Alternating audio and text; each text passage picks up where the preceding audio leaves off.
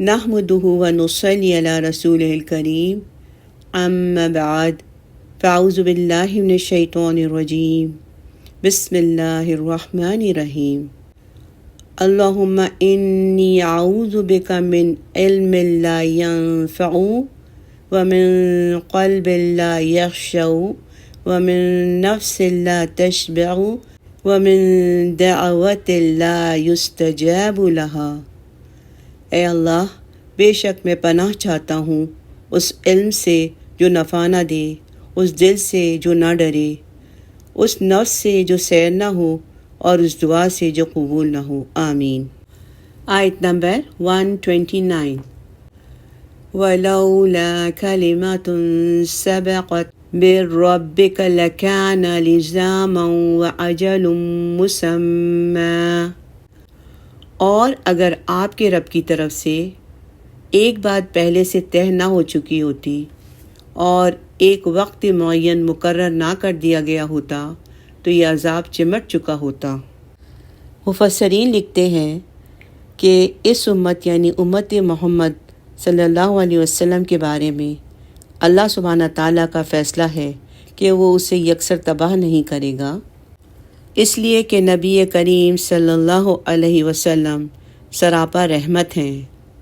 یہی وجہ ہے کہ مشرکین مکہ کے ہزار کفر اور سرکشی کے باوجود اللہ سبحانہ تعالیٰ نے ان پر عذاب نازل نہیں کیا، بلکہ ان کا معاملہ آخرت کے دن تک اٹھا رکھا، ورنہ ان کا کفر غرور تو ایسا تھا کہ اللہ تعالیٰ کا عذاب انہیں اسی دنیا میں ہی اپنی گرفت میں لے لیتا۔ اگر اللہ سبحانہ تعالیٰ نے ان کی مہلت کی مدت پہلے سے طے نہ فرما دی ہوتی تو ان پر کب کا عذاب آ چکا ہوتا۔ آیت نمبر 130۔ فاصبر علی ما یقولون۔ تو اے نبی صلی اللہ علیہ وسلم، آپ صبر کیجئے اس پر جو کچھ یہ کہہ رہے ہیں۔ وَسَبِّحْ بِحَمْدِ رَبِّكَ قَبْلَ طُلُوعِ الشَّمْسِ وَقَبْلَ غُرُوبِهَا، اور تسبیح بیان کیجیے اپنے رب کی حمد کے ساتھ سورج طلوع ہونے سے پہلے اور اس کے غروب ہونے سے پہلے۔ یہ نماز فجر اور نماز عصر کی طرف اشارہ ہے۔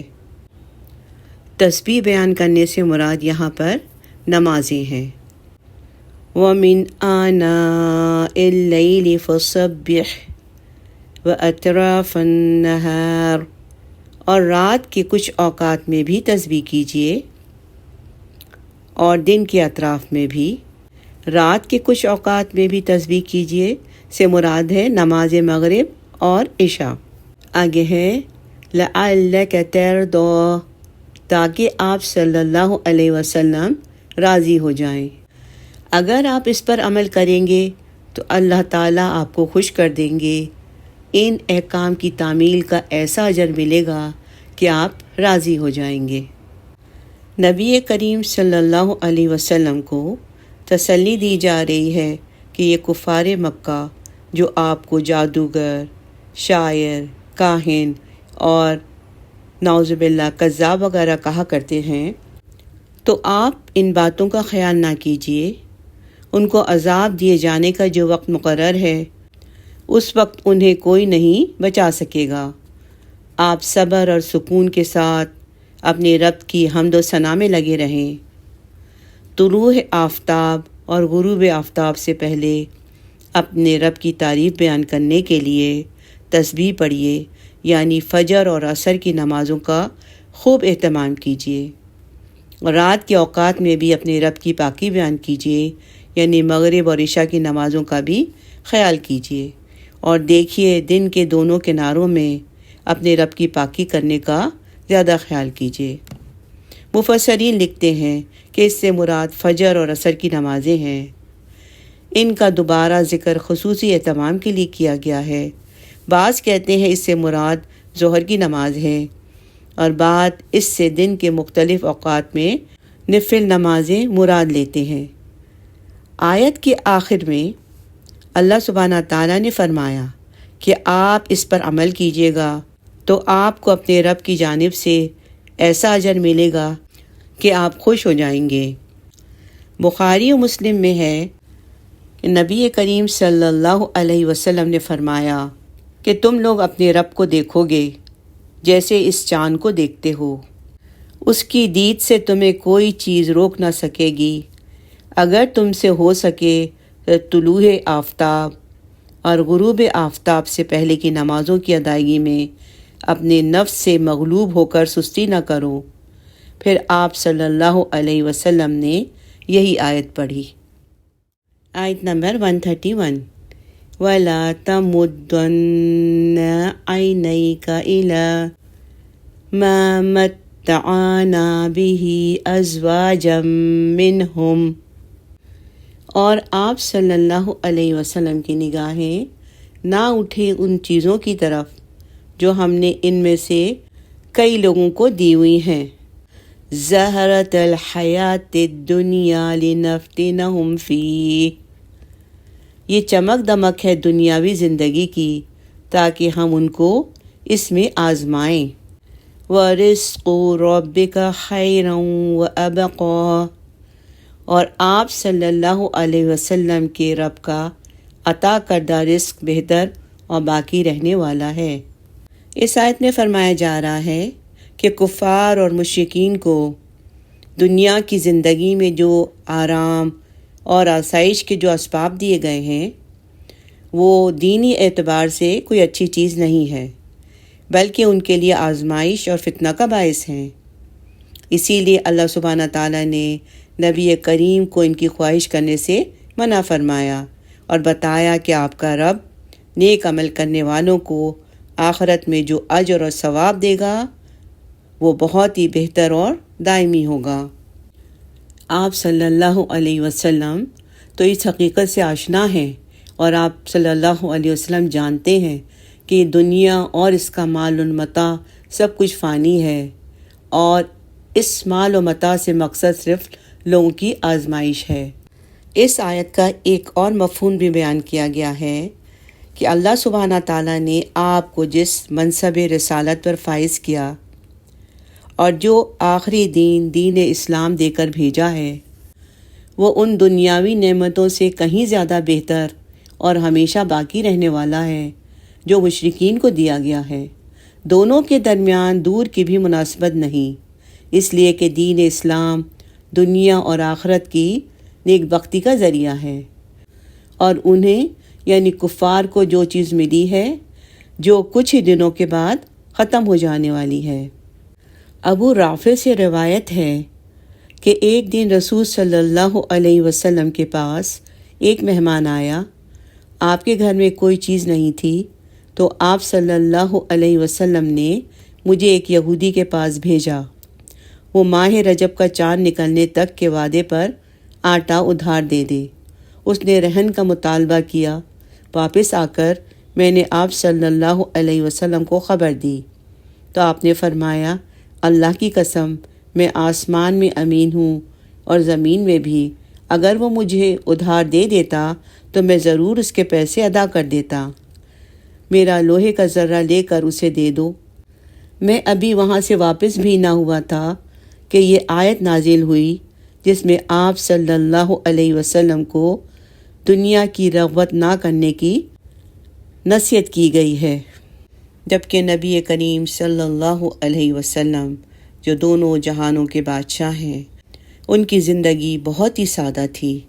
ایک دفعہ حضرت عمر رضی اللہ تعالیٰ عنہ نبی کریم صلی اللہ علیہ وسلم سے ملنے ان کے پاس تشریف لے گئے تو آپ بالا خانہ میں مقیم تھے۔ حضرت عمر جب وہاں پہنچے تو دیکھا کہ آپ صلی اللہ علیہ وسلم ایک کھردرے بوریے پر لیٹے ہوئے ہیں۔ چمڑے کا ایک ٹکڑا ایک طرف رکھا ہوا تھا اور کچھ مشقیں لٹک رہی تھیں۔ یہ بے سر و سامانی کی حالت دیکھ کر آپ کی آنکھوں میں آنسو آ گئے۔ حضور صلی اللہ علیہ وسلم دریافت کیا کہ کیسے رو دیے؟ جواب دیا کہ حضور صلی اللہ علیہ وسلم قیصر و کسریٰ کس قدر عیش و عشرت میں ہیں اور آپ باوجود ساری مخلوق میں سے اللہ کے برگزیدہ ہونے کے کس حالت میں ہیں؟ آپ صلی اللہ علیہ وسلم نے فرمایا، اے خطاب کے بیٹے، کیا اب تک تم شک میں ہی ہو؟ ان لوگوں کی اچھائیوں نے دنیا میں ہی جلدی کر لی، بس رسول صلی اللہ علیہ وسلم باوجود قدرت اور دسترس کے دنیا سے نہایت ہی بے رغبت تھے۔ جو ہاتھ لگتا اسے راہ اللہ دے دیتے اور اپنے لیے ایک پیسہ بھی نہ اٹھا رکھتے تھے۔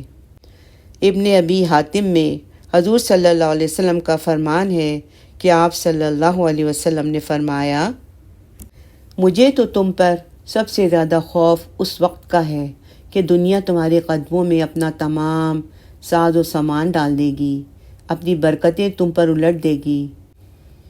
الغرض کفار کو زینت زندگی دنیا صرف ان کی آزمائش کے لیے دے دی جاتی ہے۔ گویا یہ تمام چیزیں دنیا کی زیب و زینت، تمام آسائش اور یہ مال متاع سب انسان کی آزمائش کے لیے ہیں۔ ان چیزوں کو پا لینے کے بعد نہ غرور اور تکبر کرنا چاہیے، نہ ناشکری کا رویہ اختیار کرنا چاہیے، بلکہ اللہ سبحانہ تعالیٰ کا شکر ادا کرنا چاہیے اور عجز اور انکساری کے ساتھ رہنا چاہیے۔ آیت نمبر 132، وَأْمُرْ أَهْلَكَ بِالصَّلَاةِ وَاسْتَبِرْ عَلَيْهَا، اور اپنے گھر والوں کو بھی نماز کا حکم دیجیے اور خود بھی اس پر جمے رہیے۔ لَا نَسْأَلُكَ رِزْقًا نَحْنُ نَرْزُقُكَ، ہم آپ صلی اللہ علیہ وسلم سے کوئی رزق نہیں مانگتے بلکہ ہم خود آپ کو رزق دیتے ہیں۔ وَالْعَاقِبَةُ لِلتَّقْوَىٰ، اور عاقبت انہی کے لیے بہتر ہے جو پرہیزگاری کی روش اختیار کریں۔ اس آیت کریمہ میں اللہ سبحانہ تعالیٰ نے نبی کریم صلی اللہ علیہ وسلم کو حکم دیا کہ وہ اپنے گھر والوں کو نماز کا حکم دے، اور عمومی حکم یہ ہے کہ یہاں پوری امت ہے مراد، یعنی سبھی لوگ اپنے گھر والوں کو نماز کا حکم دیں تاکہ وہ اللہ کے عذاب سے بچ جائیں، خود بھی پابندی کے ساتھ اس کی ادائیگی کریں، اپنے آپ کو اور اپنے اہل و عیال کو جہنم سے بچا لو۔ حضرت عمر رضی اللہ تعالیٰ عنہ کی عادت مبارک تھی کہ رات کو جب تہجد کے لیے اٹھتے تو اپنے گھر والوں کو بھی جگاتے اور اسی آیت کی تلاوت فرماتے، ہم تجھ سے رزق کے طالب نہیں ہیں، نماز کی پابندی کر لو، اللہ تعالیٰ ایسی جگہ سے روزی پہنچائے گا جو خواب اور خیال میں بھی نہ ہو۔ اللہ تعالیٰ پرہیزگاروں کے لیے چھٹکارا کر دیتے ہیں اور بے شان اور گمان جگہ سے روزی پہنچاتے ہیں۔ تمام انسان اور جن اللہ سبحانہ تعالیٰ کی عبادت کے لیے ہی پیدا کی گئے ہیں۔ رزاق اور زبردست قوتوں والا مالک اللہ سبحانہ تعالیٰ فرماتے ہیں کہ ہم خود تمام مخلوق کے روزی رساں ہیں، یعنی کہ ہم تمام مخلوق کو روزی دیتے ہیں، ہم تمہیں کسی طلب کی تکلیف نہیں دیتے، ہم تمہاری حاجتیں پوری کرتے ہیں۔ حضرت حشام رحمۃ اللہ علیہ کے والد جب امیر اور عمرہ کے مکانوں پر جاتے، ان کا ٹھاٹ باٹ دیکھتے تو واپس اپنے مکان پر آ کے اسی آیت کی تلاوت فرماتے اور کہتے، اے میرے کنبے والوں، نماز کی حفاظت کرو، نماز کی پابندگی کرو، اللہ تعالیٰ تم پر رحم فرمائے گا۔ ابن ابی حاتم میں ہے کہ جب نبی کریم صلی اللہ علیہ وسلم کو کوئی تنگی ہوتی تو اپنے گھر کے سب لوگوں کو فرماتے، اے میرے گھر والوں، نمازیں پڑھو، نمازیں قائم رکھو۔ تمام انبیاء علیہم السلام کا یہی طریقہ رہا ہے کہ اپنی ہر گھبراہٹ اور ہر کام کے وقت نماز شروع کر دیتے۔ ترمذی اور ابن ماجہ وغیرہ میں حدیث قدسی ہے کہ اللہ سبحانہ تعالیٰ فرماتے ہیں، اے ابن آدم، میری عبادت کے لیے فارغ ہو جا، میں تیرا سینہ امیری اور بے پرواہی سے پر کر دوں گا، تیری فقیری اور حاجت کو دور کر دوں گا، اور اگر تو نے یہ نہ کیا تو میں تیرا دل اشتعال سے بھر دوں گا اور تیری فقیری بند ہی نہیں کروں گا۔ ابن ماجہ میں ہے کہ رسول صلی اللہ علیہ وسلم فرماتے ہیں کہ جس نے اپنی تمام غور و فکر اور قصد و خیال کو اکٹھا کر کے آخرت کا خیال باندھا، یعنی جس کے ذہن میں ہر وقت آخرت کا ہی خیال ہو اور اسی میں مشغول ہو گیا، تو اللہ اسے دنیا کی تمام پریشانیوں سے محفوظ کر لے گا۔ اور جس نے دنیا کی فکریں پال لی، یہاں کے غم مول لے لیے، اللہ سبحانہ تعالیٰ کو اس کی مطلق پرواہ نہیں، خواہ وہ کسی بھی حیرانی میں ہلاک ہو جائے۔ اور روایت میں ہے کہ دنیا کے غموں میں ہی، اس کی فکروں میں ہی گج جانے والے کے تمام کاموں میں اللہ تعالیٰ پریشانیاں ڈال دے گا، یعنی جو صرف دنیا کا ہو کے رہے گا تو اس کی زندگی پریشانیوں میں گزرے گی، اور اس کی فقیری اس کی آنکھوں کے سامنے کر دے گا، اور دنیا اتنی ہی اس کو ملے گی جتنے اس کے مقدر میں ہے۔ اور جو اپنے دل کا مرکز آخرت بنا لے گا، اپنی نیت وہی رکھے گا، تو اللہ تعالیٰ اسے ہر کام کا اطمینان نصیب فرمائیں گے، اس کے دل کو سیر اور شیر بنا دیں گے، یعنی اس کو سکون بھی ہوگا، اس میں ہمت اور طاقت بھی ہوگی، اور دنیا اس کے قدموں کی ٹھوکروں میں آیا کرے گی۔ پھر فرمایا آخرت میں نیک انجام پرہیزگار لوگوں ہی کے لیے ہے، یعنی اچھا انجام تقوی والوں کے لیے ہی ہے، اور تقوی ہی تمام بھلائیوں کی جڑ ہے۔ آیت نمبر 133، وَقَالُوا لَوْلَا يَأْتِينَا بِآیَةٍ مِّن رَّبِّهِ، اور وہ کہتے ہیں کہ ہمارے پاس کوئی نشانی کیوں نہیں آتی ان کے رب کی طرف سے۔ ہر بات، ہر دلیل کے جواب میں مشرکین مکہ کی ایک ہی رٹ تھی، ایک ہی ان کی ضد تھی کہ اگر آپ صلی اللہ علیہ وسلم اللہ کے بھیجے ہوئے رسول ہیں تو ہمیں کوئی معجزہ کیوں نہیں دکھاتے۔ اولم تأتہم بینۃ ما فی الصحف الاولی، کیا ان کے پاس نہیں آئیں روشن نشانیاں جو پہلے صحیفوں میں تھیں؟ مشرکین مکہ کہا کرتے تھے کہ اگر محمد صلی اللہ علیہ وسلم نبی ہیں تو گزشتہ انبیاء کی طرح اپنی صداقت میں کوئی نشانی کیوں نہیں پیش کرتے، کوئی نشانی کیوں نہیں لے کر آتے، یا ہم لوگ جن نشانیوں کا مطالبہ کرتے ہیں ان میں سے کوئی نشانی کیوں نہیں لاتے۔ اللہ سبحانہ تعالیٰ نے ان کا جواب دیا کہ کفار مکہ گزشتہ آسمانی کتابوں کا اعتراف کرتے ہیں، کہ مانتے ہیں کہ پہلے بھی اللہ تعالیٰ نے کتابیں نازل کی ہیں اور ان میں نبی کریم کی بشارت اور نشانیاں موجود ہیں، تو پھر کون سی بات ان پر ایمان لانے سے روکتی ہے ان مشرکین مکہ کو؟ اس آیت کا دوسرا مفہوم یہ بھی بیان کیا ہے کہ جن قوموں نے اپنے انبیاء سے نشانیوں کا مطالبہ کیا تھا اور وہ قومیں نشانیاں آنے کے بعد بھی ایمان نہ لائیں، اور جس کی وجہ سے انہیں ہلاک کر دیا گیا، اور اگر یہ لوگ بھی ایمان نہ لائے تو پھر انہیں عذاب الہی سے کون بچائے گا؟ بعض مفسرین کا خیال ہے کہ آیت میں بینہ سے مراد ہے قرآن کریم، جو اللہ سبحانہ تعالیٰ کی جانب سے نبی کریم صلی اللہ علیہ وسلم کی صداقت کی سب سے بڑی دلیل ہے۔ اس بات کو اللہ سبحانہ تعالیٰ نے سورۃ العنکبوت آیت نمبر 50 اور 51 میں یوں فرمایا کہ انہوں نے کہا اس پر کچھ نشانیاں اس کے رب کی طرف سے کیوں نہیں اتاری گئیں؟ آپ کہہ دیجئے کہ نشانیاں تو سب اللہ کے پاس ہیں، میں تو صرف کھلم کھلا آگاہ کرنے والا ہوں۔ کیا ان کے لیے کافی نہیں کہ ہم نے آپ پر کتاب نازل فرمائی جو ان کے سامنے پڑھی جا رہی ہے؟ اس میں رحمت اور نصیحت ہے ان لوگوں کے لیے جو ایمان والے ہیں۔ یعنی قرآن کریم ایک معجزہ ہے جو پچھلی کتابوں کی خبر کے مطابق اللہ سبحانہ تعالیٰ نے اپنے اس نبی امی پر اتارا جو نہ لکھنا جانتے تھے نہ پڑھنا جانتے، صلی اللہ علیہ وسلم۔ اس قرآن میں اگلے لوگوں کے حالات ہیں اور بالکل ان کتابوں کے مطابق جو اللہ تعالیٰ کی طرف سے اس سے پہلے نازل شدہ ہیں۔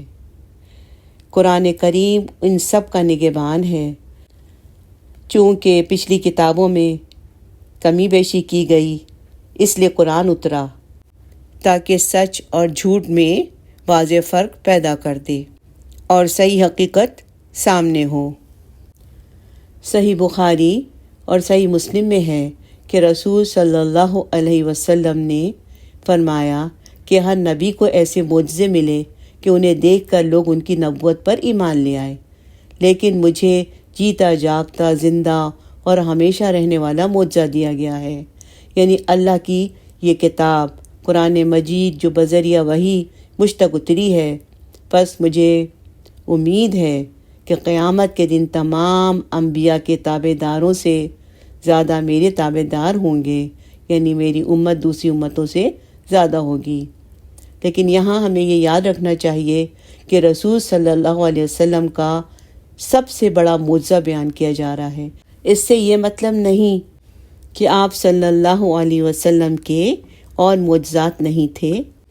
اس پاک معجزہ قرآن کے علاوہ آپ صلی اللہ علیہ وسلم کے ہاتھوں سے اس قدر معجزات سرزد ہوئے ہیں جو گنتی میں نہیں آ سکتے، لیکن ان تمام بے شمار معجزوں سے بڑھ کر آپ صلی اللہ علیہ وسلم کا سب سے اعلیٰ معجزہ یہ قرآن کریم ہے۔ سبحان اللہ۔ آیت نمبر 134۔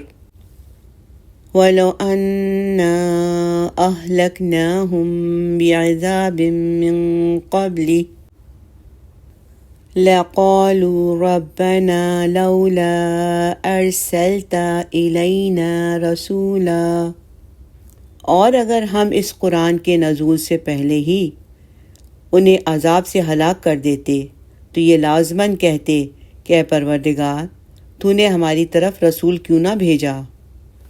فَنَتَّبِعَ آيَاتِكَ مِن قَبْلِ أَن نَّذِلَّ وَنَخْزَىٰ، کہ ہم تیری آیات کی پیروی کرتے ذلیل اور رسوا ہونے سے پہلے۔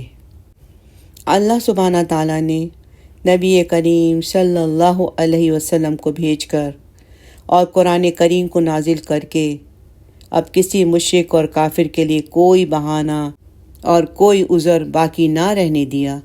یہی بات اس آیت کریمہ میں بیان کی گئی ہے کہ اگر ہم لوگوں کو نبی بھیجنے سے پہلے اور نزول کتاب سے پہلے ہلاک کر دیتے تو وہ کہتے کہ اے ہمارے رب، ہمیں ہلاک اور برباد کرنے سے پہلے ہمارے پاس اپنا رسول کیوں نہیں بھیج دیا تاکہ ہم ایمان لے آتے۔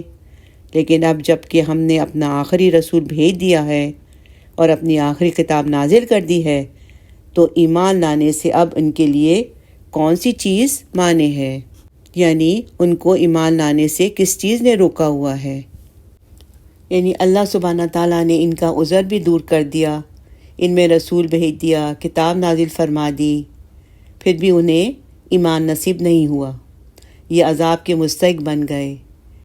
اللہ سبحانہ تعالیٰ کہتے ہیں کہ ہم خوب جانتے ہیں ایک کیا ہزاروں آیتیں اور نشانیاں دیکھ کر بھی یہ لوگ ایمان نہیں لائیں گے۔ ہاں، جب عذابوں کو اپنی آنکھوں سے دیکھ لیں گے تو اس وقت یہ ایمان لائیں گے، لیکن اس وقت یہ بے سود ہوگا، ان کا ایمان لانا کوئی فائدہ نہیں دے گا۔ جیسے اللہ تعالیٰ نے فرمایا کہ ہم نے یہ پاک اور یہ بہترین کتاب نازل فرمائی ہے جو بابرکت ہے، تم اسے مان لو اور اس کی حکم برداری کرو تو تم پر رحم کیا جائے گا۔ مشرکین مکہ کہتے تھے کہ معجزہ دیکھ کر ہم ایمان قبول کر لیں گے، لیکن اللہ سبحانہ تعالیٰ فرماتے ہیں کہ ہمیں ان کے بارے میں معلوم ہے کہ یہ لوگ آیتیں دیکھ کر بھی ایمان نہیں لانے والے ہیں۔ آیت نمبر 135۔